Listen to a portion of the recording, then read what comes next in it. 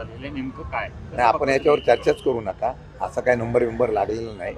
असं आहे की मी मागेही सांगितलं होतं की 5वी बहुमत घेण्याच्या हत्यापोटी स्वतःच्या पक्षापेक्षा बाहेरची लोक आणून पक्ष वाढवणं हा फुगा आहे. ज्यावेळेला सत्तांतर होईल, लोक उठाव करतील, त्यावेळेला हे सगळा फुगा फुटेल आणि परत ती संख्या भाजपची परत 2वर येऊ नये एवढीच मला चिंता भाजपची वाटते.